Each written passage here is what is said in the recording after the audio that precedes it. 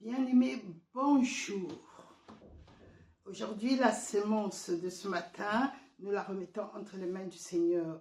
Il me l'a donnée. Maintenant que je vais partager avec vous, que le Saint-Esprit soit le centre de ce partage. Il vous voit, il voit chacun de vous, il connaît chacun de vous. Et s'il m'a mis à cœur de partager cette sémence, c'est que c'est pas par hasard que vous venez souvent sur la vidéo. C'est que c'est lui qui met en vous la volonté de pouvoir l'écouter. Merci Seigneur, nous te rendons grâce. Nous te remettons ces moments, nous te remettons cette parole, qu'elle porte la vie en nous. Et que Seigneur, le mystère de ta parole nous soit révélé, car en Jésus-Christ, tu as déchiré le voile. Seigneur, ton corps a été déchiré au travers le voile déchiré. Seigneur, tu as frayé le chemin pour nous, tu as ouvert le chemin afin que nous puissions aller vers le Père. Conduis-nous, Seigneur, dans le Père, Seigneur, dans notre connaissance, que nous recevons la révélation, Seigneur, la connaissance, la sagesse de Dieu, la sagesse divine, afin que nous puissions partager ces choses et qu'elles nous portent la vie. Merci pour ta parole, au nom de Jésus-Christ. Amen. Voilà, ce matin, nous allons continuer l'étude sur le tabernacle. Nous avons vu que la dernière fois, le tabernacle, c'était une concession de Dieu, mais c'est aussi l'image du royaume de Dieu, où celui qui n'est pas en Christ ne peut pas voir ce qui se trouve dans le royaume et ne peut pas aussi entrer si personne ne lui parle de Jésus. C'est comme s'il passait devant quelque chose, il voit la porte, mais il n'a pas accès, ce n'est pas accessible. Et c'est ce qui se passait au temps du tabernacle quand il était opérationnel sur la terre, c'est-à-dire quand le peuple juif, le peuple d'Israël, le peuple libéré de l'Égypte possédait le tabernacle. Ce n'était pas tout le monde qui avait accès, ce n'est pas tout le monde qui voyait. Et donc c'est le Seigneur qui prend cet exemple quand il parle avec Nicodème.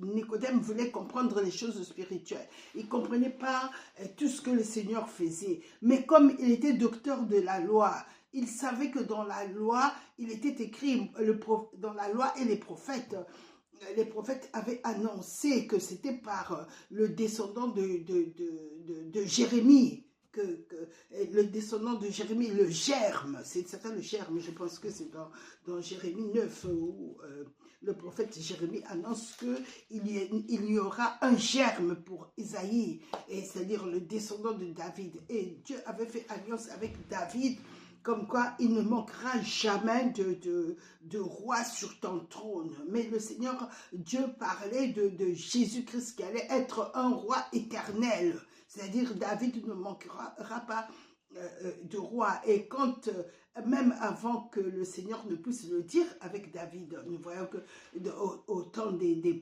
patriarches, quand Jacob a béni ses fils, il a annoncé déjà la venue du Seigneur Jésus-Christ qui allait naître au travers de Judas. Et donc nous voyons que cela va depuis la création, même avant la création, le Seigneur Jésus-Christ, c'est celui que Dieu avait destiné de pouvoir sauver les hommes. Il est celui qui allait écraser la tête de l'ennemi. Il est celui qui avait été choisi pour être notre sauveur et notre Seigneur par Dieu lui-même. Et donc, quand les patriarches sont arrivés, Dieu a renouvelé, Dieu a annoncé à Abraham ce qu'il avait dit au jardin d'Éden, et que la descendance de la femme écrasera la tête. À Abraham, il lui dit, toutes les nations de la terre seront bénies par toi, en toi. Et donc, il lui dit ça dans Genèse 12, quand nous regardons Genèse 12, à partir du verset 3, il lui dit, et toutes les familles de la terre seront bénies en toi. Mais toutes les familles de la terre, la terre est grande, parce que Dieu parlait de Jésus, celui qui aura la foi en la descendance d'Abraham, la descendance, il n'y a qu'une. Ici, quand Dieu parlait de de sa descendance, la descendance d'Abraham, Dieu parlait de Jésus-Christ. Sera béni en toi. Voilà. Et donc, nous voyons cela, le Seigneur ne s'est pas arrêté à Abraham. Comme il avait mis Abraham à part, le peuple a commencé à se multiplier. Mais au fur et à mesure qu'il se multipliait, il commençait à aller vers les idoles, à se détourner de Dieu. L'ennemi faisait en sorte que le péché puisse envahir l'homme, l'humain, afin que cette séparation demeure. Mais ce que Dieu annonce s'accomplit toujours. Dieu avait annoncé qu'il y allait, la descendance de la femme allait venir, et bien c'est Jésus-Christ, il est venu. Dieu, donc, qu'est-ce que Dieu a fait? Dieu a mis à part un peuple à qui il a donné une loi. La loi, c'était comme un maître, était comme un guide, mais était aussi un encadrement pour garder ce peuple. Dieu a mis à part un peuple afin que l'ennemi ne puisse pas réussir par le péché à envahir toute la terre. Et quelque part, c'est Paul qui le dit dans le livre de Romains, si Dieu ne nous avait pas gardés avec la loi, eh ben, on serait comme Sodome, on serait comme Gomorrhe. Et donc, le péché, il n'est pas bon. Nous devons toujours le dire dans notre cœur que le péché, il n'est pas bon. Le péché, c'est pour détruire les familles. Le péché, c'est pour détruire les jeunes. Le péché, c'est pour nuire l'homme, c'est pour anéantir l'homme, c'est pour lui faire changer sa compréhension, c'est pour pervertir son mode de vie. Voilà le but pour lequel le diable a mis la nature du péché en l'homme, afin que l'homme puisse s'éloigner de plus en plus de Dieu. Dieu étant saint et lui, en devenant pécheur, il devient impie. Et par le péché, souillé par le péché, et ça l'éloigne. Et nous voyons souvent dans la société, tant que les personnes n'ont vraiment pas commis le péché, ils aiment bien Dieu. Mais dès qu'ils rentrent dans un âge où ils sont influencés par le péché, l'homme commence à se détourner de Dieu. Et pour le ramener, souvent Dieu utilise les moyens qu'il a choisis lui-même pour la personne, pour le ramener à lui. Et donc, nous voyons ici, nous sommes toujours dans le tabernacle, bien aimé. Et deux fois, je m'éloigne, mais je pense que c'est voulu par le Seigneur. Alors, vous pouvez m'excuser. Et donc, nous voyons ici le tabernacle. La première des choses qui constituait le tabernacle, c'était son entrée, c'est-à-dire c'était le voile. Et ce voile-là était prolongé par une autre constitution qui était faite d'un autre tissu, qui était le lin blanc, du lin. Donc, toute la concession que Dieu avait limitée, appelée tabernacle, était limitée par les voiles en lin, et qui avaient une porte, un accès qu'on appelait le voile.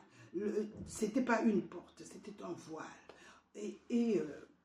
Dans la concession, une fois qu'on a franchissé le voile, dans la concession, il y avait un grand autel où les sacrificateurs faisaient les sacrifices, et un peu plus loin, il y avait une cuve remplie d'eau. Et cette cuve-là, nous avons vu la dernière fois l'autel. Je pense qu'on peut avancer maintenant vers le tabernacle, parce qu'après nous verrons que au milieu de ce tabernacle, un peu plus reculé, il y avait une tente qui ressemblait à une maison.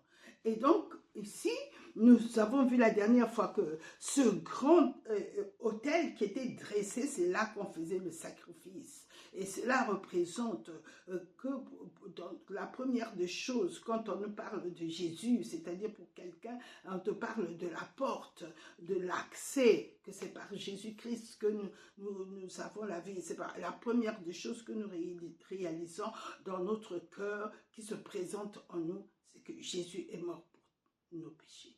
Et la première chose que Dieu nous fait comprendre, voilà, Jésus est mort pour tes péchés. Ici, tu es dans un royaume, mais dans ce royaume, quelqu'un a payé pour tes péchés.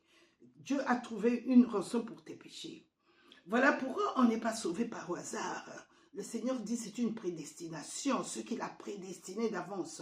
Même s'il y a des gens qui refusent ça, ils ne peuvent pas effacer la Bible par rapport à leur position. C'est la Bible. Et j'avais entendu une histoire d'une femme qui disait à son mari qui refusait d'avoir la foi, il lui disait, eh ben, tu n'es pas destiné au royaume. Et bon, cette femme-là n'a pas été beaucoup encouragée parce que plus tard, son mari s'est tourné vers le Seigneur. Ce que nous devons savoir, en partie, elle avait raison, mais seulement en partie. Parce que nous devons toujours continuer à parler du Seigneur aux gens, à persévérer et à prier pour eux. Quelqu'un a prié pour nous aussi. Quelqu'un a persévéré. Et peut-être même des gens dans une église étaient en train de prier. Moi, j'ai toujours dit, au moment où les missionnaires venaient en Afrique, il y avait des gens qui priaient certainement en Europe et pour que je puisse être touché, je puisse être dans la vision de Dieu. Et donc, je pense que nous aussi, nous pouvons prier pour des gens, même s'ils n'ont pas envie de se tourner au Seigneur pour le moment. Leur chair s'oppose, leur intelligence s'oppose et leur volonté n'y est pas. Mais nous ne devons pas regarder à ça. Regardons seulement au mandat que Dieu nous a donné quand vous êtes sauvés, quand vous avez cru, et allez par tout le monde, faites de toutes les nations les disciples, c'est-à-dire parler de Jésus. Et donc ça, c'est très important pour nous. Quand nous rentrons dans le tabernacle, la première des choses que nous trouvons, c'est l'autel du sacrifice. C'est Jésus-Christ qui s'est sacrifié pour nous. Mais cet autel aussi veut dire pour quelqu'un qui vient en Jésus-Christ. Mets ta vie sur le sacrifice, sur l'autel. Porte ta croix. Porter sa croix, c'est renoncer à certaines choses, même aux choses qu'on était habitués, et c'est renoncer à ces choses qui ne sont pas qui ne font pas partie du royaume. Et dans le royaume, nous allons voir qu'il y a une autre vie que ceux qui sont hors du royaume. Ceux qui sont pas en Christ, ils se comportent ils peuvent faire l'injustice, ils ne se comportent pas de la même manière que celui qui a Jésus-Christ en lui. Voilà, et donc c'est crucifier aussi sa vieille nature, parce que Jésus-Christ, il a crucifié notre nature en nous portant à la croix, en portant notre corps. Christ, en portant notre corps, il a porté, c'était pas lui qui avait péché, c'est nous qui avons péché. Il a bu notre coupe et en cela, parce qu'il a bu la coupe de tous les péchés, il a porté tous les hommes en lui. Et quand le jugement est tombé sur lui, c'était le jugement de tous les hommes. Nous n'avons pas ressenti ce jugement, bien que souvent les gens sentent vraiment ce jugement sur eux. Mais Jésus a porté le jugement. Le châtiment qui nous donne la paix est tombé sur lui. C'est lui qui a été élevé. Il a dit quand il faut que le Fils de l'homme soit élevé comme Moïse a élevé le serpent dans le désert. C'est lui qui s'est fait péché, qui s'est fait le mal. Il est devenu le mal, il est devenu le péché, et pour qu'il soit frappé. Et Dieu a voulu juger le péché, et comme il est devenu péché, le jugement est tombé sur le péché. Si nous comprenons ça, que ce n'était pas son fils que Dieu voulait frapper. Non, Dieu aimait le fils. Mais le seul moyen pour que le péché soit frappé, il faut qu'il soit dans un corps humain. Parce que le péché avait pris accès dans le corps humain. Le diable se cachait, agissait maintenant dans le corps humain. Le diable est un esprit. Il ne pouvait pas agir hors d'un corps. Pour que l'homme devienne pécheur, il fallait qu'il rentre en lui, et l'esprit agit dans un corps. Voilà pourquoi nous voyons que le Seigneur, nous entendons le Seigneur qui nous dit que quand un mauvais esprit est sorti, il ne peut pas rester sur la terre hors d'un corps. Et sinon, il est chassé dans les lieux arides. Un esprit ne peut pas rester hors d'un corps, parce que sinon, il ne va pas s'exprimer. Pour s'exprimer, il a besoin d'un corps. Voilà pourquoi ils envoûtent, voilà pourquoi ils possèdent les gens pour pouvoir se manifester. Voilà. Et donc, quand Dieu a vu que le diable commençait à agir au milieu des hommes, Dieu a envoyé Jésus en lui formant un corps. Et dans ce corps-là, le Seigneur Jésus-Christ, donc pendant qu'il était dans ce corps, il n'a point péché, il n'a commis ni péché et ni iniquité. Il a haï l'iniquité, il a haï le péché. Parce qu'il était celui qui devait à la fin boire boire la coupe de tous les péchés. Parce que si le Seigneur était pécheur, le sacrifice n'allait plus être valable. C'est ce qui explique dans l'ancienne alliance, quand quelqu'un avait péché et qu'il partait voir un sacrificateur, il fallait qu'il amène un agneau sans tache, sans défaut. Ça représentait ça représentait Jésus qui devait venir, un agneau sans tache, sans défaut, sur qui Jean-Baptiste avait déclaré « Voici l'agneau de Dieu qui ôte le péché du monde ». Pour que Jésus puisse être l'agneau qui allait ôter, il fallait qu'il se conserve. Et ce n'était pas facile pour lui parce qu'il vivait dans un corps chair. Cela nous montre que si Jésus, qui était rempli du Saint-Esprit, qui était oint du Saint-Esprit dans son corps de chair, le Saint-Esprit l'a aidé, c'est de la même manière quand nous venons à Jésus, c'est pour que le Saint-Esprit puisse nous aider à dominer la chair et à vaincre le péché. Voilà. Jésus s'est déjà crucifié, il a déjà crucifié la chair. La chair est morte, elle n'a plus de pouvoir sur nous. Mais le diable qui est dans la chair, c'est-à-dire qui dirige le système, le diable et le péché, c'est la même identité. Oui, ils ont une même identité. Le diable pêche dès le commencement. Et lui, il fait agir les instincts dans notre corps. Et il fait agir les sentiments dans notre corps. Et il fait agir l'imagination dans notre corps. Souvent, c'est au niveau de l'imagination que l'homme pêche. Jésus l'a montré, l'a démontré. Il dit, si déjà dans ton imagination, il dit dans ton cœur, mais en ce moment-là, si tu as déjà imaginé le péché, quelque chose que tu es en train de faire avec une personne, tu as déjà péché. Pourquoi? Parce que tu as déjà souillé par le péché et ton âme, ton imagination.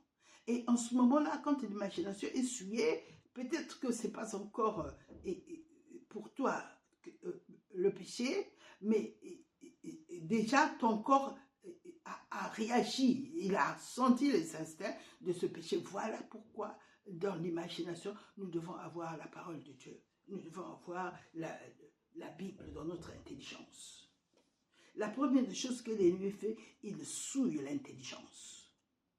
Il a atteint l'esprit, quand il possède quelqu'un, il souille l'intelligence. Et quand il ne possède pas quelqu'un qu'il est déjà chassé, alors qu'est-ce qu'il fait? Il attaque nos pensées, il attaque notre âme. Il nous fait croire des choses, le mensonge que tu peux faire ça, tu peux faire ça. Ou alors il te dit que tu as fait ça, tu as imaginé ça.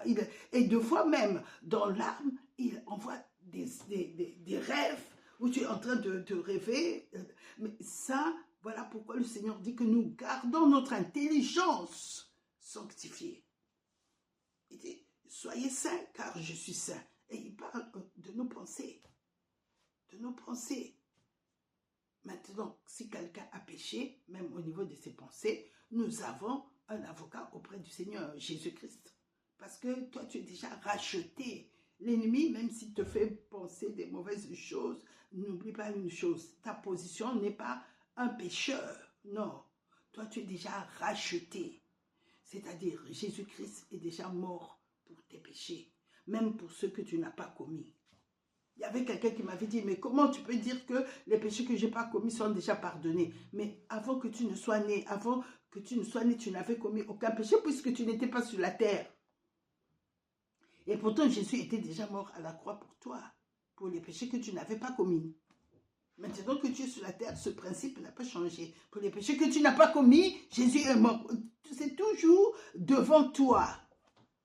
Voilà, la justice de Jésus que Dieu nous a donnée quand nous croyons, c'est une justice qu'il nous a donnée avant même que nous ne soyons nés. Maintenant que nous nous sommes tournés à Jésus, cette justice est devenue personnelle, est devenue individuelle. Il vient et agit maintenant dans ma vie. Mais celui qui n'a pas, qui est toujours pécheur, ce n'est pas qu'il n'a pas eu la justice. Il a eu la même justice comme toi et moi. Il est juste devant Dieu. Mais tant qu'il ne met pas en valeur, tant qu'il ne valide pas sa justice en acceptant que oui, Jésus, cette justice-là, qu'elle soit mienne maintenant, parce que tu as justifié tous les hommes, cette justice n'agira pas dans sa vie. Voilà pourquoi nous voyons, tous les hommes ont été sauvés. Mais ce n'est pas la peine de dire que tous les hommes iront au paradis, comme ils le disent. Tous, ils iront au paradis. Dieu est bon, tous vont être sauvés. Bien aimé, la justice de Dieu est un niveau et une règle que Dieu a fixée. Et ce n'est que par Jésus-Christ que nous pouvons l'atteindre parce que lui seul est Dieu et est descendu sur la terre pour venir nous prendre et nous ramener au niveau de la justice de Dieu et de la droiture. Donc sans Jésus, l'homme de lui-même ne peut pas monter, s'élever jusqu'à Dieu.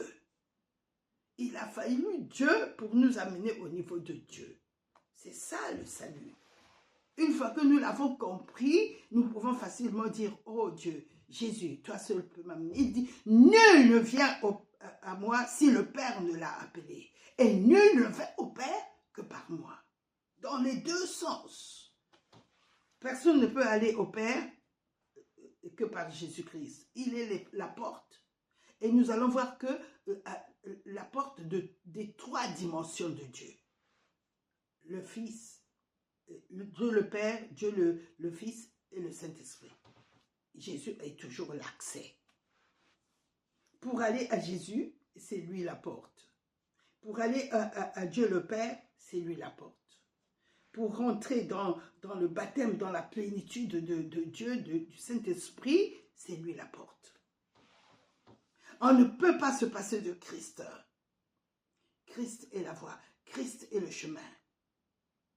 Christ est l'accès du Père. Et voilà pourquoi quand il a reçu son corps, il a pu donner son corps. Personne ne l'a obligé, même pas le Père. Mais il l'a donné de sa propre volonté. Donc l'autel est très important que nous aussi, nous donnons à Jésus notre vie. Et nous donnons à Jésus notre âme. Et afin que nous puissions recevoir un nouveau esprit en nous. Alors nous allons passer à la cuve. La cuve, cette cuve-là, elle était faite des miroirs. Les miroirs que les femmes égyptiennes avaient donnés aux femmes juives, aux femmes des Hébreux. C'est-à-dire, Dieu avait promis que quand je vais les libérer, il avait dit à Abraham, je vais les enrichir. Ils ne sortiront pas les mains vides, ils sortiront avec des richesses. Et Dieu avait disposé le cœur de 400 ans plus tard, le cœur des femmes égyptiennes, comme elles avaient peur. Elles souhaitaient que les Hébreux partent. Il y avait tellement eu de dégâts où Dieu avait frappé les premiers des Égyptiens. Alors tout ce que les femmes le peuple de Dieu demandait, il le donnait. Il donnait de l'or, de l'argent, toute la richesse que les peuples hébraïques avaient reçu comme héritage, et c'était aussi le paiement de leurs efforts en Égypte. Ils avaient travaillé, ils avaient été esclaves. Même si les Égyptiens ne voulaient pas les payer, eh bien, Dieu a rendu justice, restitution au moment où il les a libérés de l'Égypte. Tout a été restitué, bien-aimés. Voilà pourquoi, si tu travailles quelque part, et même moi je parle ici à des familles qui sont en Afrique. Il y a des sociétés en Afrique, notamment en Afrique de l'Ouest. Je ne citerai pas le pays, mais vous allez vous reconnaître vous-même. Vous avez des esclaves dans les familles, des jeunes enfants qui travaillent dans les marchés. Vous êtes des mamans, ces enfants-là vous appellent des mamans. Vous les maltraitez alors qu'il est dit que quand ces enfants-là, vous le prenez, vous les achetez. Pour certaines, ils ont acheté ces enfants. Moi, j'ai vu ça quand j'étais au Gabon, des enfants qui venaient de ce pays-là, qu'on venait vendre. Et puis, elles travaillent dans le marché du matin au soir et vous ne leur donnez pas leur salaire qu'ils ont travaillé. Donne, parce que le Seigneur, le temps est arrivé. Tant que tu n'étais pas au courant de cette parole, il faut que tu saches que Dieu te demandera. Comme il a demandé à l'Égypte, ne sois pas étonné après, plus tard, que tes affaires ne marchent pas. Parce que si tu es encore dans les ténèbres, rien ne te touchera. Mais si tu es à Jésus-Christ et que tu as encore des esclaves chez toi, libère-les. Ou alors donne-leur une instruction qu'ils aillent à l'école ou dans des formations où elles vont obtenir du travail. Et toi, libère-les et donne-leur ce que tu peux. Dieu verra ça, il te fera justice. Parce que tu ne peux pas garder des gens que tu gardes chez toi par coutume, par tradition, et puis tu ne les payes pas. Et tu les frappes. Parce que la société, ta société où tu es né, tu as appris ça, et que la société du monde appelle ça culture, ne changez pas vos cultures. Ce n'est pas de la culture ça, c'est de l'esclavage. Il faut libérer ces gens-là, bien-aimés. Je ferme la parenthèse. Parce que les Égyptiens, ils pensaient que c'était leur acquis et que c'était leurs esclaves. Mais Dieu avait fixé un temps qu'eux, ils ne savaient pas. Que ce peuple-là, il y avait un temps fixé sur eux. Et que Dieu, pendant ce temps, avait toujours le regard sur eux. Il avait promis à Abraham qu'il allait les libérer. Et bien, c'était un temps fixé. Il avait même donné 400 ans après. Et ils sont restés jusqu'à ce que Moïse soit né. C'était juste 400 ans. Si on compte après le temps que Moïse a passé, les gens disent, la Bible dit 430 qui sont restés esclaves, mais c'était le temps pour que Moïse puisse partir de là, que Dieu puisse le former et qu'il puisse revenir pour les sortir de là. Donc il y a un temps fixé pour toi, bien-aimé. Les gens que tu tiens en esclavage, il y a un temps fixé sur leur vie où tu ne seras plus leur maître, où tu ne seras plus leur maman pour pouvoir bénéficier de ce que tu fais. Il faut les libérer. Tu es maintenant croyante. Tu as cru au Seigneur Jésus. Jésus t'a libéré de toutes tes chaînes. Le Seigneur dit, si tu pardonnes, il te pardonnera. Mais si tu ne les libères pas, comment veux-tu que Dieu puisse te libérer, toi qui as donné ta vie à Jésus? Il y a beaucoup de gens comme ça que nous pouvons tenir en esclavage. Libère-les dans tes pensées, libère-les dans ton cœur et tu verras la gloire de Dieu. Toutes les choses vont être libérées pour toi. Nous fermons cette parenthèse et nous allons donc vers la cuve. Et voilà, le Seigneur a parlé au travers de cette cuve parce que c'était une richesse. Ces miroirs ont cherché, ont été à l'origine de cette cuve. Ces miroirs Seigneur, les mots, ces miroirs, cette cuve a été fabriquée à la base de ces miroirs que les femmes égyptiennes avaient donnés au peuple d'Israël. Ça a permis à fabriquer cette cuve-là. Et cette cuve était destinée aux ablutions des sacrificateurs. Qu'est-ce qui se passait? Quand, après avoir offert des sacrifices, ils avaient du sang partout. Et s'il fallait qu'ils rentrent dans la tente d'assignation, qui était la véritable maison où Dieu habitait, ils ne devaient pas rentrer avec les mêmes habits, mais ils devaient aussi enlever tout ce qui n'était pas bien sur eux, qui représentait souillure ou qui représentait, qui n'était pas accepté en présence de Dieu. Mais c'est surtout les souillures, tout ce qu'ils avaient. Et donc, quand ils allaient vers cette cuve, eh bien, il y avait un reflet, ça leur donnait l'image aussi de ce qu'il était. Et la Bible dit pour nous qui sommes dans la nouvelle alliance, que la parole de Dieu est pour nous comme un miroir. La parole de Dieu est pour nous de l'eau qui nous purifie. de l'eau qui nous sanctifie, la vérité par laquelle nous pouvons nous voir. Quand nous allons à l'église, Dieu nous met devant la parole.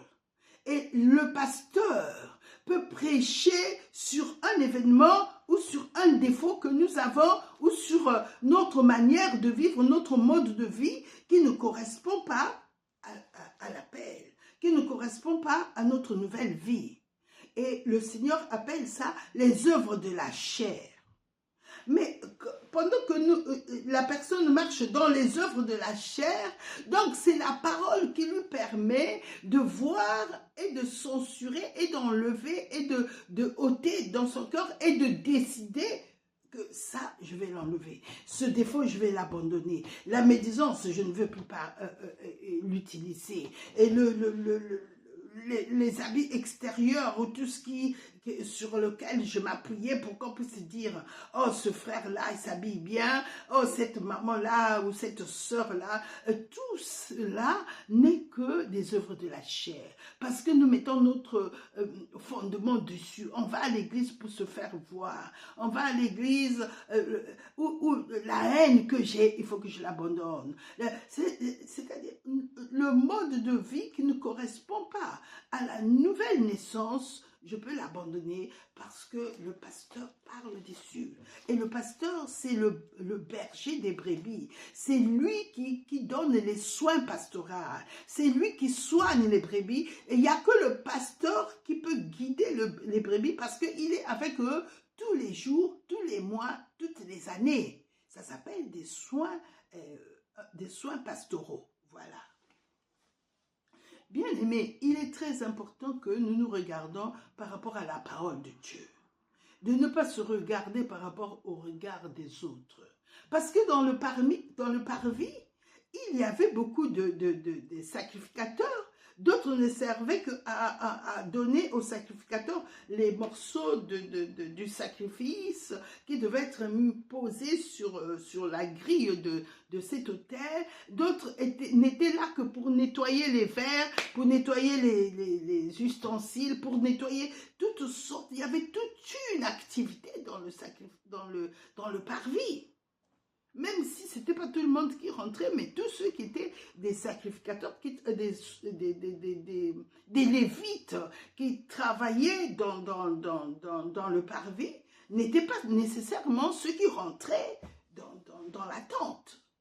Il y avait toute une activité. Et même surtout au temps de David, il y avait ceux qui ne faisaient que la louange. Tout le temps, il fallait qu'il y ait la louange. Donc il y avait aussi des instruments de louange. Comme on peut trouver dans une assemblée toute une activité. Mais ici, ça se passait à l'extérieur. Nous voyons dans Ézéchiel 44, les gens que Dieu n'a pas accepté qu'ils rentrent dans le tabernacle, qu'ils ne devaient rester que à l'extérieur de la tente. C'est-à-dire, ils étaient dans le parvis, dans le tabernacle, mais ils n'étaient pas dans la tente d'assignation, ils n'étaient pas à l'intérieur de la tente. Et ces personnes-là qui avaient toutes ces activités, ils pouvaient se croiser avec d'autres. Mais pour ceux qui rentraient dans la tente, leur sanctification ne dépendait pas de ce que les autres pensaient de lui. Est-ce que tu es bien? Oui, tu peux rentrer. Non, je te vois bien. Non, tu peux. Non. Ils devaient aller vers la cuve d'ablution et là, il devait nettoyer tout ce laver les pieds, laver les mains parce qu'il devait rentrer maintenant pour toucher les pains ou bien pour aller mettre les herbes sur l'autel pour élever le parfum, les prières qui se passaient dehors. C'était lui qui était comme Zacharie. Nous avons le père de Jean-Baptiste qui est rentré au moment de faire la prière dans la tente d'assignation. Et donc, leur sanctification dépendait de cette cuve-là. Cette cuve-là leur permettait non seulement de se voir au travers de l'eau et les miroirs qui étaient en bas de cette cuve-là, mais aussi de faire l'ablution, de se laver, de se nettoyer, de nettoyer tout ce qu'il y avait à nettoyer. C'est la parole de Dieu qui nous nettoie, qui nous lave. La Bible dit, mais vous avez été lavés, mais vous avez été sanctifiés, mais vous avez été justifiés. Au nom du Seigneur Jésus-Christ, c'est par l'Esprit de notre Dieu. Donc Jésus l'a fait. Mais maintenant, c'est à nous, par rapport à la parole, lui qui s'est sanctifié pour nous, parce que personne ne pouvait monter sur cette croix. Lui seul pouvait le faire. Et donc, par lui seul, nous sommes sanctifiés. Donc, nous avons besoin de la parole. Que cette parole ne s'éloigne pas de nous. Nous n'avons pas besoin des hommes pour que nous puissions, les avis des hommes, pour que nous puissions nous évaluer. C'est la parole qui nous évalue. Jésus a dit, moi je ne vous jugerai pas, mais c'est la parole en laquelle tu crois qui va te juger. Donc, comment peux-tu expliquer que tu as toujours les œuvres de la chair alors que l'esprit qui vit en toi, il t'a amené les fruits? Tu as maintenant les fruits du Saint-Esprit. Tu vas dire, mais je ne les vois pas. Mais bien aimé, tout ce qui est esprit, on ne le voit pas. Avant que nous ne connaissions Jésus, nous étions habitués à marcher par la vue. Mais en Jésus-Christ, on ne marche pas par la vue, on marche par la foi. C'est comme ça que tu as été sauvé. Tu as cru au Seigneur Jésus et tu as été sauvé. Tu n'as pas vu Jésus et puis tu as été sauvé, oui. D'autres diront, oui, mais moi j'ai eu une vision de Jésus. Jésus m'a parlé en vision. Oui, mais quand tu t'es réveillé, où tu l'as vu?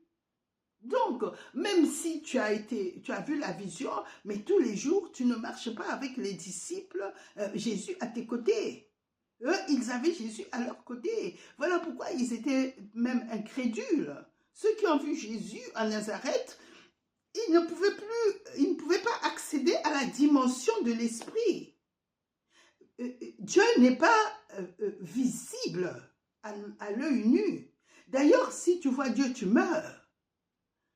C'est pas parce que on ne peut pas voir Dieu, non, mais parce que sa sainteté est si grande que ton corps va mourir, ne va pas supporter, parce qu'il y a le péché dans le corps.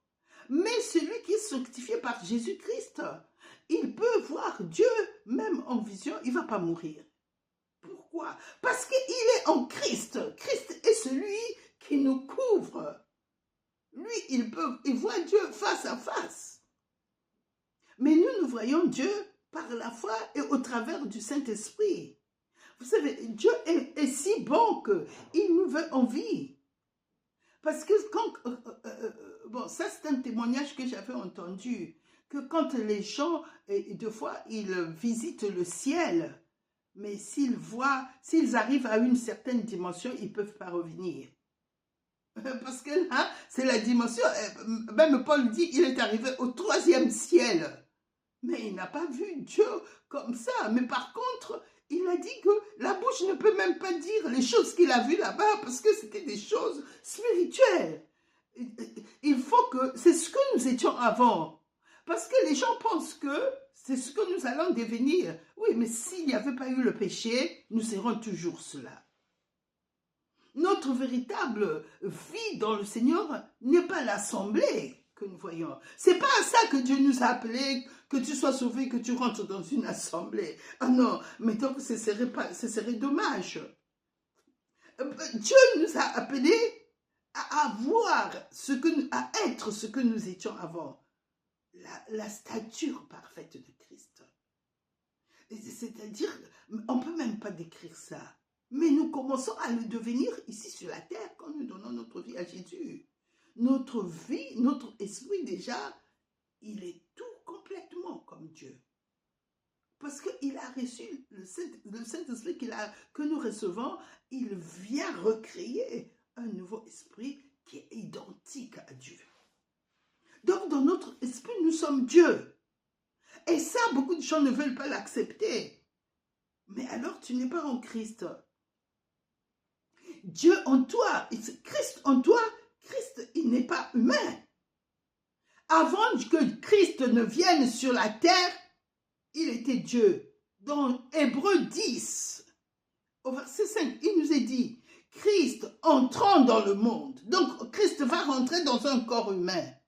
Ça veut dire qu'à cette dimension-là, il n'a pas de corps comme toi et moi. Vous voyez comment Dieu est bon? Dieu est bon, hein? Quand Christ est venu, il dit à son Père, tu n'as voulu ni holocauste, ni sacrifice, ce qu'on offre selon la loi. C'est-à-dire que tu n'as pas voulu de tous ces animaux qu'on t'a offerts comme sacrifice. Depuis la création. Alors tu m'as formé encore. Alors tu as choisi quelqu'un sur la terre où tu vas me mettre. Et cette femme-là va me donner son corps. Va me donner ma constitution humaine. Moi qui suis Dieu. Christ n'était pas humain. Et Dieu dit que nous étions en lui.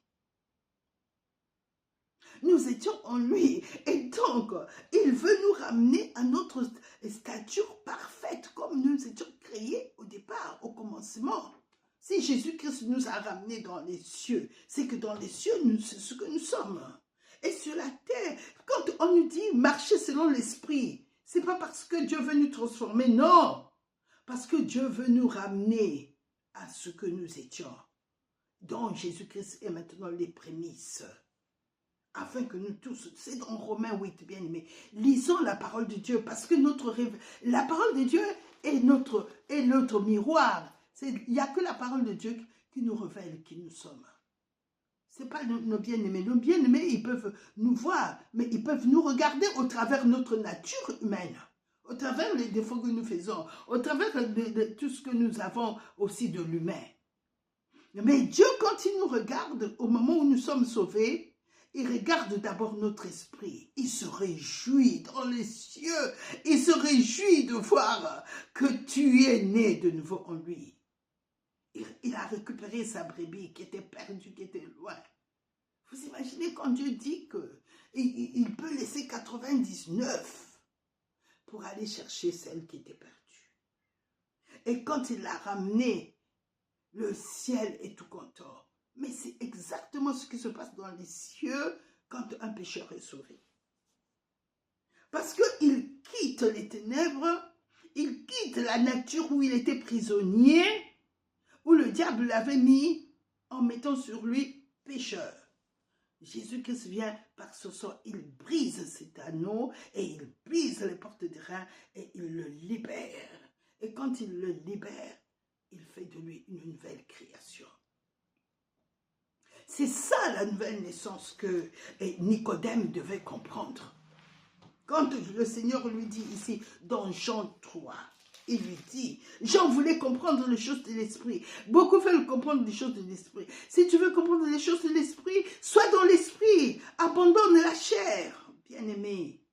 Ce qui te retient à un niveau bas d'esclavage, où tu ne comprends pas les choses de Dieu, où tu es obligé de courir de prophète en prophète. Il y en a même que tu as vu qui ne sont pas des véritables prophètes et qui ne sont que des voyants et qui mélangent la divination, le diable à ce qui est à Dieu. Ils te font croire qu'ils sont en Dieu. Non, ils ne sont pas en Dieu. Ils ne sont pas en Dieu. Et tu peux me dire, mais maman Agathe, comment tu peux dire qu'ils ne sont pas en Dieu? Mais c'est l'Esprit qui me le dit. Il le dit à partir de sa parole. Moi, je n'ai pas de parole, mais il ne l'a pas inventé. Et la Bible dit dans Apocalypse 3 que je les amènerai devant toi, ceux qui se disent qu'ils sont juifs, mais ils ne le sont pas. Ici, il veut dire que ceux qui se disent qu'ils sont en Jésus-Christ, mais Jésus-Christ n'est pas leur Seigneur. Ces gens-là ont toujours opéré avec les œuvres des ténèbres. Et je les amènerai devant toi. Donc ça veut dire qu'au milieu du peuple de Dieu, il y a l'ivraie. Et il y a l'ivraie, il y en a plein. Je suis rentrée une fois dans une église. J'y allais. Mais cette sœur-là, le jour où je l'ai regardée et j'ai commencé à lui parler, le démon s'est manifesté en elle. Elle a commencé à taper partout, elle est sortie dehors, elle a commencé à taper les murs et tout. Et comme je n'étais pas dans mon église là-bas, j'étais que pour un temps dans cette ville. Je l'ai regardé et les autres n'ont pas compris parce qu'ils n'avaient pas la connaissance de ça. Mais le démon, c'est le Saint-Esprit qui l'a vu, qui l'a fait agiter. Et comme les gens là, ils ont commencé à dire, oh, mais le pasteur m'a même dit, mais il faut laisser ces gens-là. Dieu a dit qu'au moment où il viendra, les anges, il enverrait les anges pour livrer. Oh, mais ça, c'est pas livrer, c'est un démon qu'il faut le chasser. Livrer, c'est la personne qui se trouve le démon, parce qu'il croit en ce que le diable lui dit. Mais le démon, c'est un esprit. Il y a deux choses différentes. Il faut chasser le démon et à livrer, lui prêcher la parole afin qu'il donne sa vie à Jésus et qu'il devienne la bonne sémence. Sinon, on commence à confondre. Et on a il y a plein d'assemblées comme ça. Quand je rentre dans l'assemblée, au début, ça va, puis après, les personnes ne supportent plus la présence du Saint-Esprit. Et ceux qui aiment vraiment la présence du Saint-Esprit, alors, ils disent, oh, mais ça, regarde, moi j'aime beaucoup. En tout cas, quand tu es entré, je dis, oh bon, oui, je fais aussi comme si il faut être humble. Mais bien aimé, quand nous regardons la cuve, c'est la parole de Dieu. Et ça, c'est Jacques qui le dit. Ne vous bornez pas à écouter, alors que la parole de Dieu vous montre qui vous êtes. Et toi, tu continues à marcher dans la chair. Mais ce que tu es en train de couver, là, la chair que tu couves, c'est-à-dire que tu aimes bien parler mal des autres, tu aimes les maudire, tu aimes dire, mais quand tu ouvres ta bouche à l'église, alléluia, alléluia.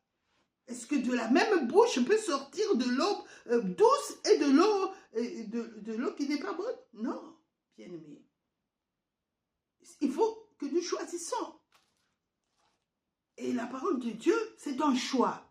Parce que tous ceux qui ne marchaient pas comme il fallait, ils restaient hors de la tente. Ne nous trompons pas.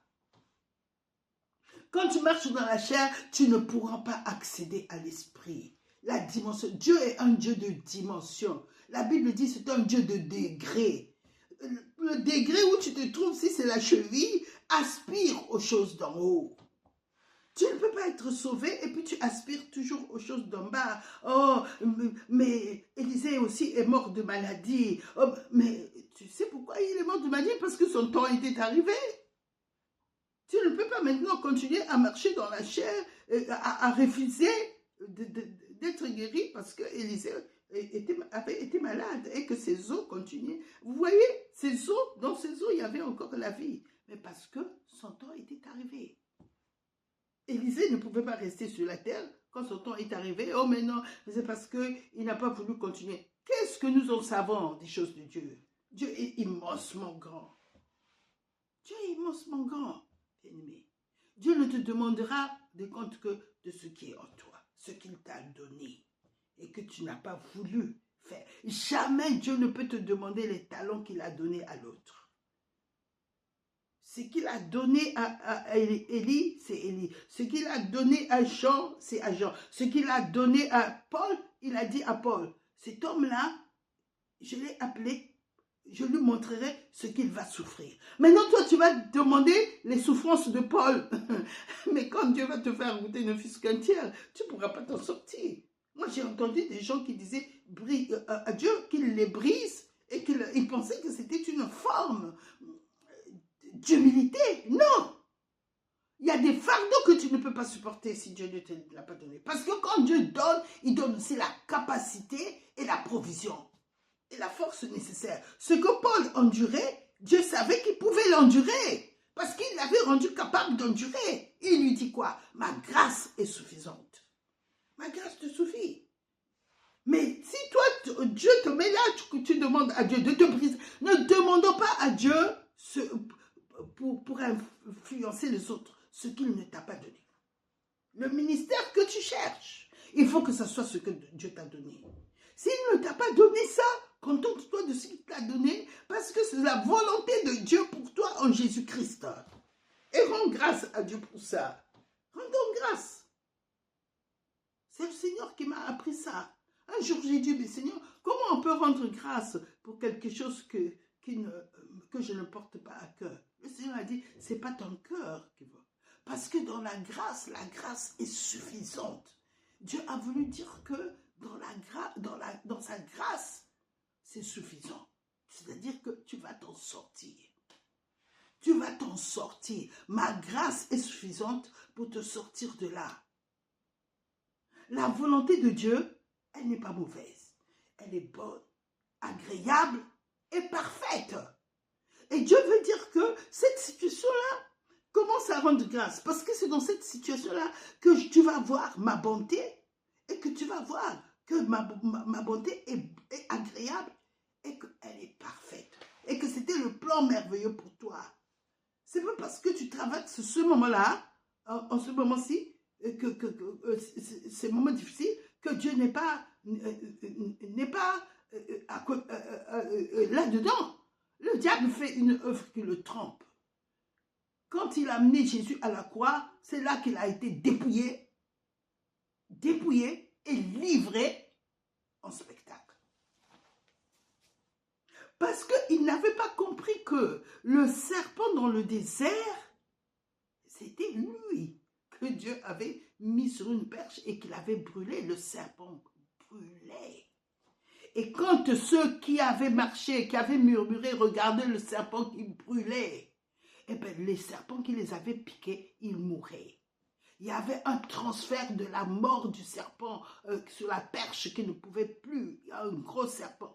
Il y avait une transmission de son état où il était inerte à ces serpents-là. C'est ce qui se passe quand tu regardes Jésus. Le péché est sévi parce que Jésus est sur la croix, est en train de payer le péché. Et quand tu regardes Jésus, la mort de Jésus, eh bien, l'état du péché meurt. L'influence du péché meurt dans ta vie. Oui, c'est ce qui se passe, bien-aimé. L'influence de la nature pécheresse meurt dans ta vie parce que tu es en train de regarder Jésus cloué à la croix dans la chair. Tu es en train de voir la chair qui est en train de mourir. C'est comme ça que le diable a été anéanti. Il est en train de mourir à la croix. Il ne savait pas, c'est en ce moment-là qu'il a crié, oh, donc le Fils de Dieu est devenu, et oui, il est devenu identique au péché. Il est devenu identique au diable. Et le diable a été frappé, le péché a été frappé, jugé. Jésus l'a dit avant d'aller à la croix. Il a dit, maintenant, le prince de ce monde sera jugé, est déjà jugé. Maintenant, le prince de ce monde sera jeté dehors. Mais il parlait au moment où il va être à la croix. Parce que c'est là qu'il l'a achevé complètement. Il l'a écrasé. Vous savez quoi? Quand David a coupé la tête de Goliath, et pourtant le combat s'est passé à un autre endroit. Mais la Bible dit, quand nous lisons 1 Samuel 17, David a amené la tête de Goliath jusqu'à Jérusalem. Et Jésus a dit, il n'est pas bon que le sacrifice soit offert ailleurs qu'à Jérusalem, que le Fils de l'homme devait mourir à Jérusalem, là, sur le mont du crâne, le crâne de Goliath, Dieu a planté la croix là-dessus. Même si les gens disent ce qu'ils veulent, qu'ils disent ce qu'ils veulent, mais la parole de Dieu ou l'Esprit de Dieu est plus que le raisonnement humain. Les gens ont dit, oh oui, mais parce qu'on avait découvert le crâne. Non, le crâne de Goliath a été planté à Jérusalem. Hein. On dit que David amena la tête de Goliath à Jérusalem. Et Jésus a dit qu'il ne fallait pas qu'il meure ailleurs qu'à Jérusalem. Et quand il était sur la croix, bien-aimé, quand il était sur la croix, son sang a bien coulé sur l'autel, sur le propitiatoire. Hein. Parce que là où l'arche où on mettait le sang, même si les gens ne croient pas, moi je crois à ça. En bas là, parce qu'il y a un homme qui a découvert que l'arche de Dieu était en bas du mont Golgotha, là où Jésus était crucifié. Le sang de Jésus est bien tombé sur le propitiatoire, bien-aimé. C'est très important que nous comprenions que la Bible, elle vit par elle-même. Elle est puissante. Hein? Moi, je l'ai vue posée même quelque part. La parole de Dieu est Dieu. Dans le ciel, il y a Dieu, la parole et l'esprit. Donc, la parole, là, si vous voyez quelqu'un qui combat la Bible, c'est un esprit qui est en lui. Oui, l'esprit a peur de la parole parce que lui, il sait, le diable sait que la parole, c'est Dieu. Dieu est la parole et le Saint-Esprit, un, sont un. Donc, la cuve, quand Dieu nous parle, quand le pasteur nous parle de l'état de la chair, laisser ces habitudes-là, c'est que Dieu nous a rendus capables en Jésus-Christ de les laisser. Il n'y a que l'ivraie qui peut s'attacher à ces choses-là. J'ai vu des gens dans des assemblées marcher avec la vieille nature. Oui, parce qu'ils aimaient ça. Et j'ai vu aussi une jeune fille qui est née avec une maman chrétienne, croyante, qui a la foi en Jésus, mais qui fait ces choses-là. Il y a beaucoup de personnes qui veulent aujourd'hui dans la société qu'on les voit bien. Et ils s'attachent à ça et ils vont dans les églises. S'il y a les gens qui persécutent dans les églises, c'est d'abord l'ivraie qui persécute la bonne sémence. La Bible a dit que comme la chair persécutée, comme le Ismaël se moquait de Isaac, ainsi c'est Paul qui le dit dans le livre de Galates. Ainsi en est-il aujourd'hui de ceux qui sont dans la chair, ils persécutent toujours ceux qui sont dans l'esprit. Jamais tu n'entendras quelqu'un qui marche dans l'esprit critiquer quelqu'un. Mais ceux qui marchent dans la chair, fouillez. Ne les fréquentez pas. Vous recevez la même parole, la même nourriture. Dieu nous nourrit de la même nourriture. Mais eux, ils ne changent pas. Pourquoi? C'est leur cœur. C'est le cœur. Ils ne sont pas dans la volonté de Dieu. Je donnais des cours de couture dans une assemblée. Mon Dieu, dès que j'arrivais, des bonnes mamans, des bonnes femmes, qui parlaient toujours mal des gens. Oh. Et ça parlait. Pendant ce temps, je continuais à donner des cours de couture. Mais ça ne leur disait rien. Elles ne se gênaient même pas. Et une fois, je suis allée travailler, je faisais des tenues des étudiants qui étaient à l'école biblique. Donc, je faisais les tenues et je n'avais pas terminé avant la date fixée. Et donc, j'ai demandé secours que l'église m'envoie des gens, des jeunes mamans qui étaient disponibles pour venir m'aider à fixer les petites cordes sur les casques des étudiants, sur les chapeaux des étudiants. Ils sont arrivés. Ils ont commencé à parler. Je leur ai dit, vous voyez cette porte? Quand vous êtes rentrés ici, c'était pour les chapeaux des étudiants, pour fixer, pour faire le travail sur ces chapeaux. Vous n'êtes pas venus ici dans le but de venir déverser vos ordures ici. Moi, ma maison, c'est un sanctuaire. Alors, cette porte-là, si vous n'avez pas la parole de Dieu pour encourager les uns les autres, reprenez la porte, sortez et partez avec vos ordures. Ne les laissez pas ici. Ils m'ont trouvé dur, mais je préfère encore être avec des gens qui ne disent rien, qui sont silencieux, que d'être avec des gens qui parlent mal des autres. Il n'y a même pas de parole pour m'édifier, alors que peut-être que moi j'avais besoin d'une parole que le Seigneur allait me donner. Bien aimé, il est mieux de quitter ce genre de choses. Là, c'est la chair, c'est de la sorcellerie. Moi, avant, je pensais que c'était spirituel et la sorcellerie, ce sont des esprits. Non. Le jour où le Seigneur m'a montré que la sorcellerie n'est pas de l'esprit, c'est leur chair qui utilise ces choses-là. C'est-à-dire que c'est eux qui appellent ces esprits dans leur chair. C'est ça que ça veut dire. Et si nous voyons Galates 5,19.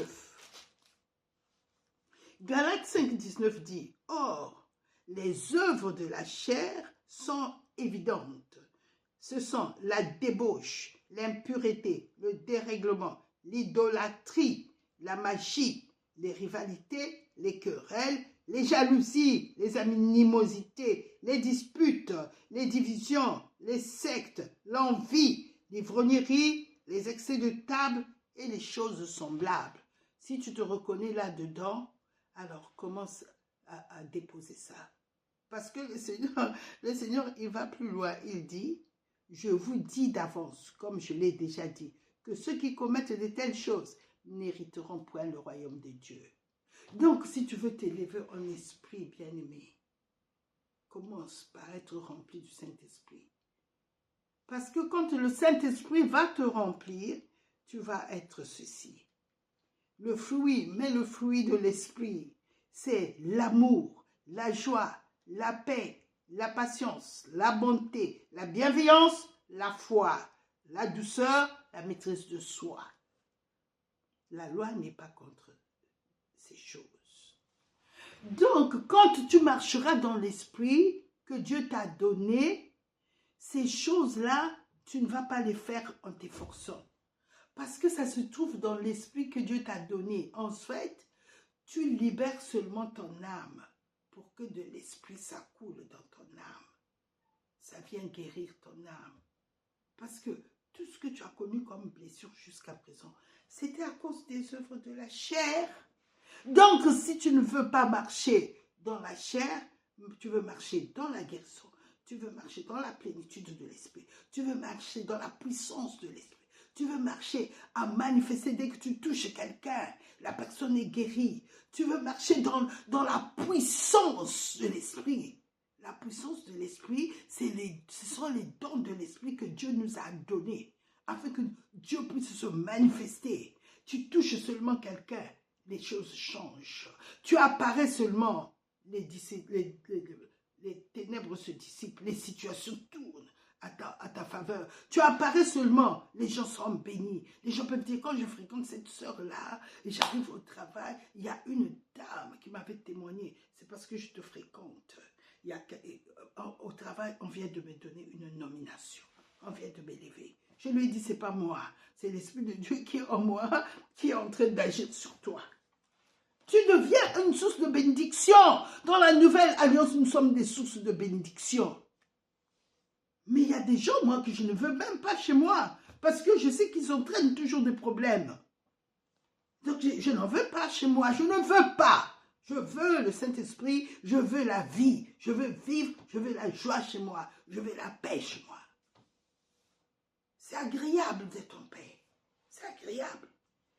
Que des gens, quand ils sont rentrés chez toi, tu es obligé de parler en langue maintenant, de dire Saint-Esprit, prends le contrôle. C'est toi le maître. Seigneur Jésus, tu es le Seigneur de ces lieux. Pourquoi? Parce que ces personnes-là ne veulent pas marcher dans l'esprit. Ils ont choisi d'être dans l'esprit. C'est un choix. C'est un choix. Personne ne peut dire que tu es obligé. C'est un choix. Toi, tu es en Jésus-Christ. Jésus a vécu aussi dans la chair, mais il avait fait le choix de ne pas être influencé par le péché. Si lui, il l'a fait, nous aussi, il nous rend capables de le faire. C'est ça que ça veut dire quand Jésus vient vivre en moi. Ce n'est plus moi qui vis, c'est Christ qui vit en moi. Mais toi, tu ne veux pas laisser Christ vivre. Tu veux toujours que l'ancienne que tu étais puisse apparaître. C'est un choix. C'est un choix. Si tu regardais la cuve et que tu étais souverain sacrificateur, tu regardais la cuve te montre que non, là, tu as quelque chose qui t'a sali. Et puis tu dis, je veux rentrer comme ça dans les tabernacles, mais tu vas tomber là-bas. On ne s'avance pas devant la présence de Dieu comme ça. Voilà pourquoi beaucoup de personnes, ils ne voient pas la gloire de Dieu. La gloire de Dieu nous est donnée. Hein? Il est dans ton esprit, la gloire de Dieu. Comme maman, regarde, toi aussi, tu as la gloire de Dieu. La différence, c'est au niveau de l'âme et du corps. Ce que toi, tu fais, peut-être moi, je ne fais pas. Et peut-être le pensée que tu as, moi, je ne les ai pas. La différence, c'est volontaire. C'est ta volonté de marcher dans l'esprit, c'est ta volonté de marcher dans la chair. Dieu ne viendra jamais t'obliger à marcher dans l'esprit, jamais. Comme il a dit, voici, je mets devant toi la vie et la mort. Je mets devant toi l'esprit et la chair. Si tu vis dans la chair, c'est la mort. Si tu vis dans l'esprit, c'est la vie. Mais toi, tu fais le choix de continuer à marcher comme tu le fais. Et puis tu es étonné de voir les résultats que tu récupères. Non, le Saint-Esprit devient puissant quand tu lui laisses beaucoup plus de place. Plus le Saint-Esprit, tu lui laisses la place, et bien plus il va se manifester. Moins tu lui laisses la place, moins il va se manifester. Mais le Seigneur dit, choisis la vie afin que tu vives. Parce que c'est lui qui nous donne la domination, c'est lui qui nous a revêtus du nom de Jésus, c'est lui qui nous a donné le pouvoir de marcher sur les serpents et les scorpions et sur toute la puissance de l'ennemi. Et il ajoute, rien ne pourra vous nuire. Pourquoi? Parce que je suis avec toi, parce que je vis en toi, parce que nous avons l'Esprit de Dieu. Il n'y a pas de puissance contre l'Esprit de Dieu. Parce que Dieu va se manifester. Et quand tu auras de besoin, l'ennemi va beaucoup vite fuir et Dieu va fortifier notre foi afin que, avec le don de foi que le Saint-Esprit nous donne, nous puissions acquérir, nous puissions nous prendre tout ce que Dieu nous a donné. Parce que la foi aussi est combattue. Le combat de la foi, Paul le dit, combat le bon combat de la foi. Et oui, si mes frères et sœurs que je vois, ils accèdent dans une dimension spirituelle importante, c'est que moi aussi, je peux y accéder. C'est le même esprit que nous avons reçu, il n'est pas différent. Lui, il n'a pas reçu une mesure différente du mien. C'est la même mesure, puisque nous avons la même mesure de foi. Je connaissais un de mes étudiants, de mes enseignants. Il refusait toute forme de maladie. Même quand la douleur paraissait dans son corps, jamais il ne l'acceptait.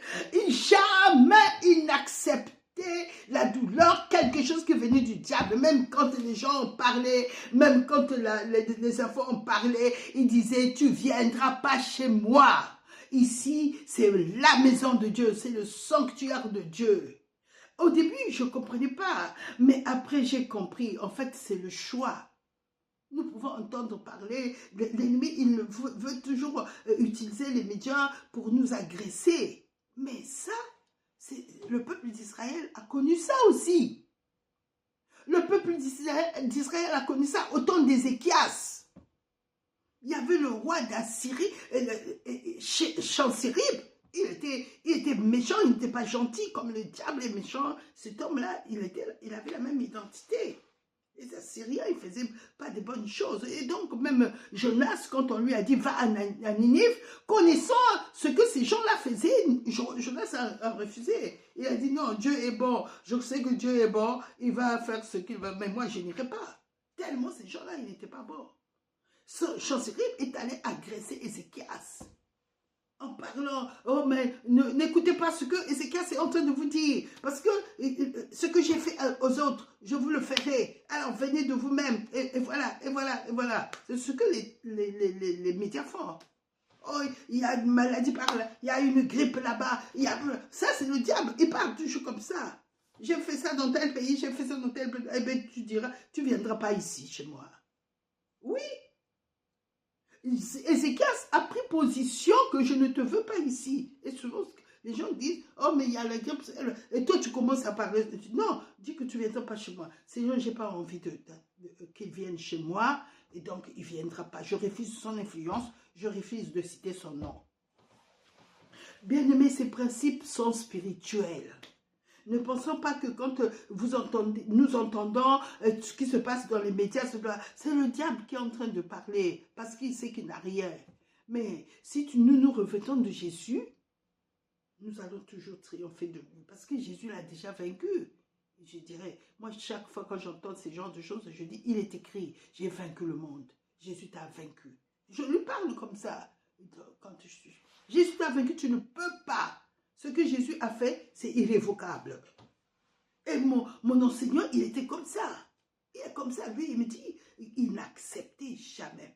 Jamais, il prenait position. Il préférait même se traîner avec une douleur parce qu'il savait que tu vas abandonner. Parce que moi, je te connais, tu es vaincu. C'est connu. Pour ceux qui ne connaissent pas la vérité, ça va. Mais moi, je connais la vérité que tu ne me feras rien. Tu ne me feras rien. Et il marche toujours, toi, sur ces deux jambes. Il m'a communiqué cette fois-là. Dieu l'a utilisé comme instrument pour me communiquer à refuser le mensonge. Au travers de lui, pendant qu'il m'enseignait comme ça, j'ai vu que Jésus avait un grand étendard. Ah, je préfère dire au diable, hey, tu as vu ça? Il avait vaincu en telle année. Il t'avait amené à la croix, il t'a crucifié. Tu as vu ça? Là aussi, Jésus, quand il est allé devant ce fils que tu faisais tomber sur la terre, à terre et devant le feu, Jésus t'a chassé au travers de... Tu as vu ça? Jésus, quand il est allé devant celui qui était courbé 38 ans, tu as voulu lui faire croire qu'il allait finir comme ça. Mais quand Jésus s'est approché de cet homme, il lui a dit, prends ton lit et marche. Je commence à citer toutes les victoires de Jésus. Et souvent dans mes pensées, il ne m'embête plus. J'ai dit, c'est le même aujourd'hui. Tu as entendu? Il est écrit, je suis Jésus-Christ, c'est le même. Hier, aujourd'hui et éternellement. Alors tu ne me feras pas ça. Ah, je commence à parler en langue. Là, je laisse Christ en moi commence à parler. Le Saint-Esprit. C'est comme ça. Parce que lui, il utilise les médias, il utilise les gens qui sont autour de nous pour faire peur. Tu vois, je dis, tu ne viendras pas ici. Ézéchias l'a fait. Et quand Ézéchias est allé, la première des choses, ne cours pas vers le médecin. Commence d'abord par lui dire que tu n'auras rien avec moi. Tu es déjà vaincu d'avance. Et peut-être il va partir, Dieu va le faire partir à partir de là. Parce que tu es en train de faire rentrer Dieu en action. Ouvre la porte, dis, porte, élevez-vous. Que le roi de gloire fasse son entrée dans cette situation. Oui, que le roi de gloire fasse son entrée, soit son entrée. Il est l'Éternel fort et puissant, l'Éternel puissant dans les combats, l'Éternel des armées, le roi de gloire. À chaque moment, nous devons faire appel. Ézéchias a fait ça. Ézéchias est allé, peut-être que ceux que les peuples, il a dit, le peuple qu'il a fait tomber, celui-là, n'était pas le peuple de Dieu, mais nous sommes le peuple de Dieu. Moi, j'ai Christ en moi, le rocher. Il a dit, ma maison ne tombera pas. Christ est en moi, je ne suis pas seul. Tu n'es pas seul, bien-aimé. Tu as un roc en toi.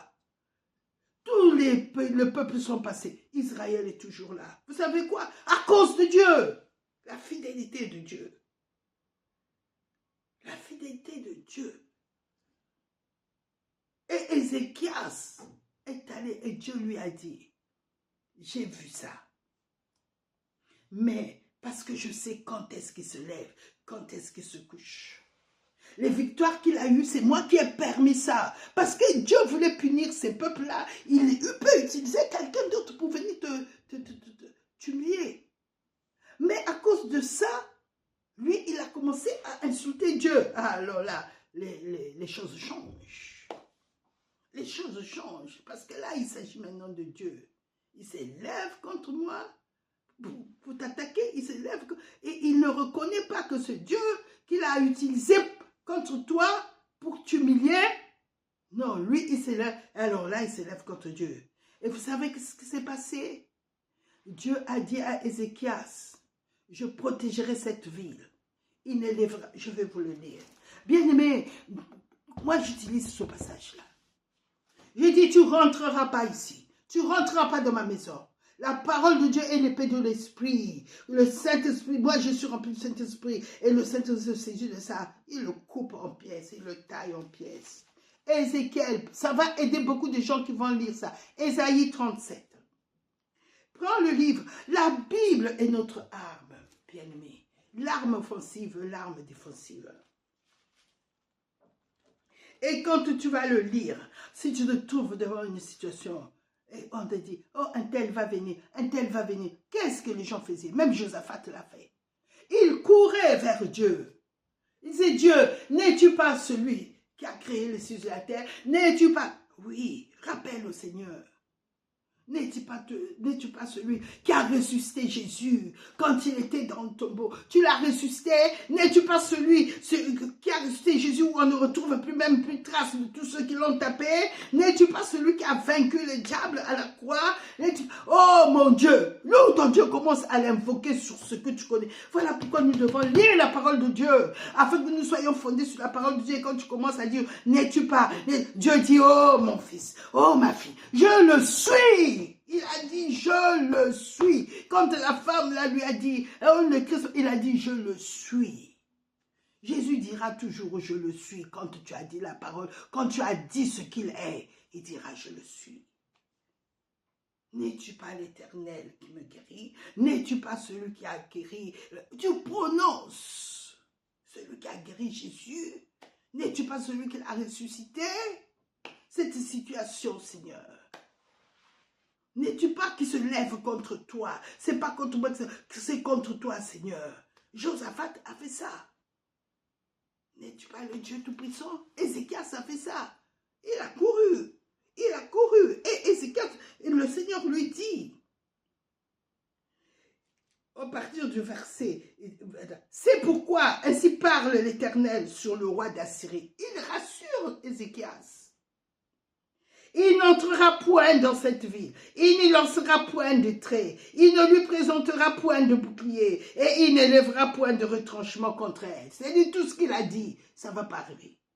Il s'en retournera par le chemin par lequel il est venu, et il n'entrera point dans cette ville, dit l'Éternel. Je protégerai cette ville pour la sauver à cause de moi et à cause de David, mon serviteur. Et il continue, il dit, l'ange de l'Éternel sortit et frappa dans le camp des Assyriens 185 000 hommes. Et quand on se leva le matin, voici, ils étaient tous morts.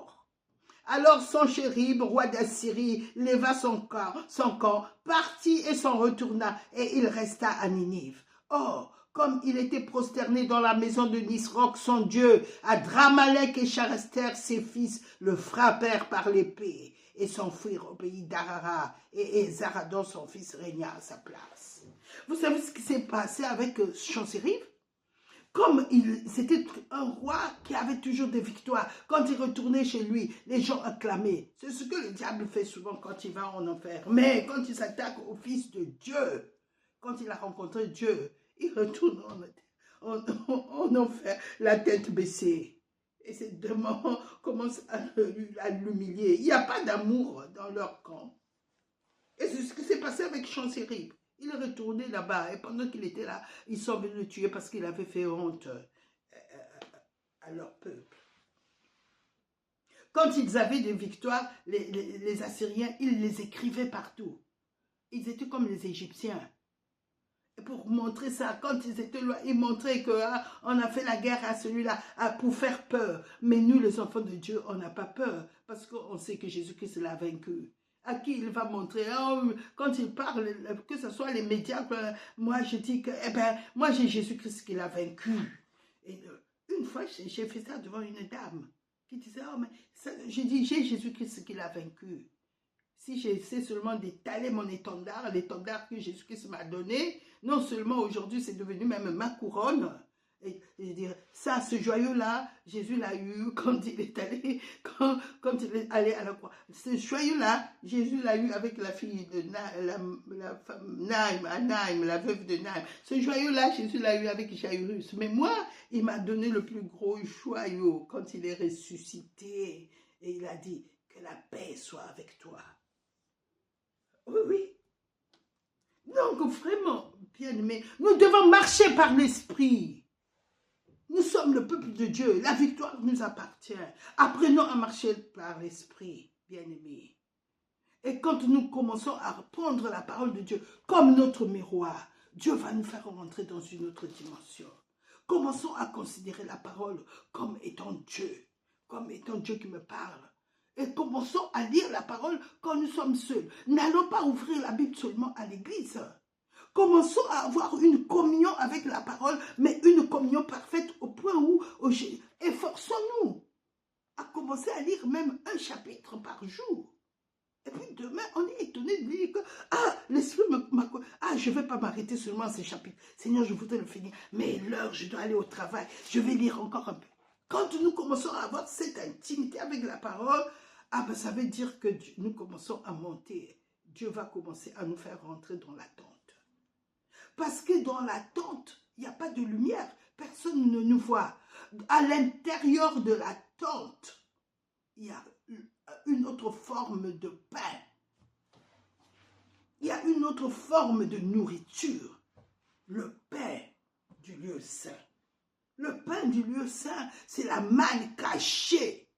C'est la révélation cachée de la Bible. La Bible, c'est une table. Toute la provision de Dieu nous a été donnée par la parole et dans la parole. La parole est à l'origine de tout. Toute notre richesse est dans la parole. Nos provisions sont dans la parole. Quand Dieu veut nous donner quelque chose, il se sert de la parole pour nous le donner. Et une fois que nous avons la parole, c'est que nous possédons déjà. La manifestation n'est pas loin, puisque l'Esprit a déjà l'épée. Et c'est l'Esprit de Dieu qui amène les choses qui sont déjà que Dieu nous a données de notre esprit. Il les amène au visible. Il les rend concrets. Pourquoi? Parce qu'il y a la parole. Soyez bien-aimés béni aujourd'hui. Nous avons vu donc la cuve. Hier, nous avons vu l'autel du sacrifice. Aujourd'hui, on a résumé l'autel et on est avancé dans la cuve. Et que la cuve, c'est la parole de Dieu. C'est le miroir.